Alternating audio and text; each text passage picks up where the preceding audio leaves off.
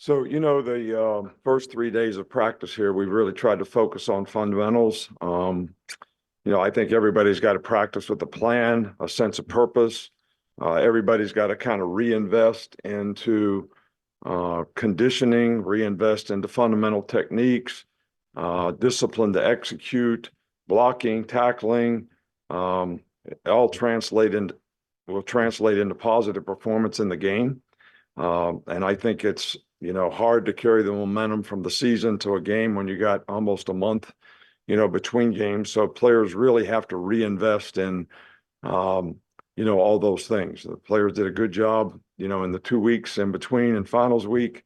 And we've had 3 good days of work.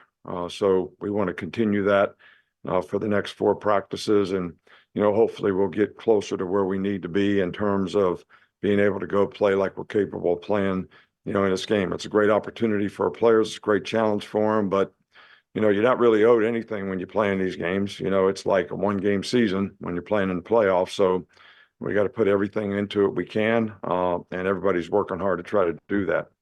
I'd like to congratulate the 15 guys that we had graduate on Saturday. 3 guys got master's degrees. Justin Aboigby, Seth McLaughlin, and Will Reichert, and 12 other guys graduated. We've had 6 guys make, some kind of All-American teams: Dallas Cooley, Terry On, J.C. Latham, Will Reichert, Caleb Downs. So really proud of those guys for their performance. But, I think they would be the first to tell you that their success comes because of their teammates and, all the guys who contribute to allowing them to have positive performance. So, we're just grinding through it and working, and, tomorrow we'll get back at it. Start over front right, Chase.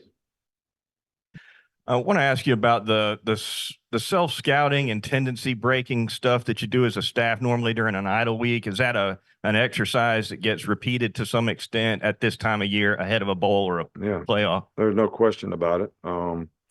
We do quality control just about every week, on what our tendencies are and what we're doing and what we can do to try to, break those in some way, shape, or form. So, and certainly with this extra time here, that's something that we most certainly are trying to do. Okay, Charlie. Yeah. Hey, Coach, can you just speak to the decision to bring in George Helow and what kind of role he'll fill on your staff? Well, George has been here before, so he was with us for a long time, knows our system.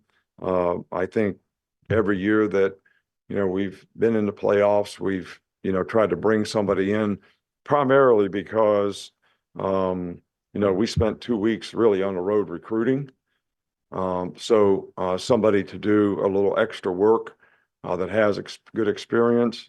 And, when we get off the road, being able to give us a good scouting report of what we need to know. And so that's, the purpose, just to add, sort of a special assistant to me, whatever you want to call it, to, when I come off the road, be able to get me up to speed on what's happening. So that's the reason we've always done that.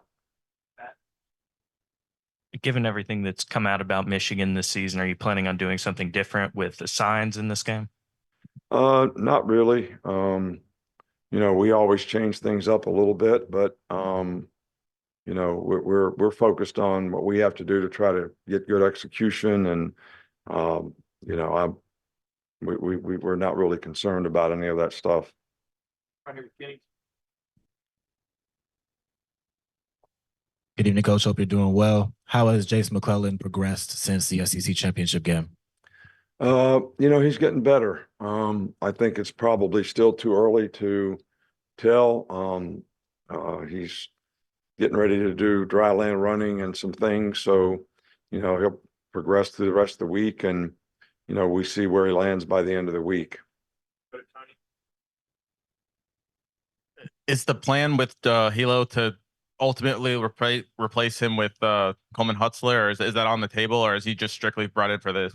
Look, we're not concerned about any of that stuff right now. We got a game coming up. Coleman Hutler is here. He's finishing the season. I don't have time right now to go through the due diligence of hiring anybody or even be concerned about that. So, we're focused on what we got to do right now. You just speak to your relationship with Jim Harbaugh and obviously the connection with Tom Crean and kind of the meeting in New Orleans several years ago. With who? Tom Crean. Yeah, well, Tom Crean was an assistant basketball coach for Tom Izzo when, I was back at Michigan State. He's a good man, good friend. It's a great family, the Harbaugh family. I've known the dad. He used to help me when I was old secondary coach, and his brother John are great football people. So got a lot of respect for the entire family, and Tom Crean is part of that family. Has Kool-Aid progressed through the concussion protocol and is he back? Yeah, he is. He's doing fine. Go to Joe if we got any follow-ups. Coach, when you get into preparing for Michigan, they've shown a trick play or two almost every week offensively. How do those wrinkles influence what you do defensively from a preparation standpoint? Well, I think that, they do a really good job on offense. Week to week, they've got a pretty good plan formationally in terms of their ability to go out and give you some different looks. And, it's a challenge for the players to have the discipline and the eye control to look at the right things so that, when those kind of plays come up, you're in position to play them. So, I don't think that they do it any more than, anybody else that we play. I just think it's a good part of your offense to be able to have some of those things that complement some of the things you do down in and down out. Finish up, Paul. Yeah, Coach, last time we talked to you, you said you were going to kind of hold office hours for some of your players to see if they want to talk about their future and stuff like that. How did those conversations go? I did talk to all the players after the Georgia game, but, what I talk to players about really is not for public consumption. I mean, there's some things that I think are still sacred on a team. And if you want to talk to a guy about his future, that should be sacred. If he wants to share his feelings with you, I think you should ask him. All right. Thank you.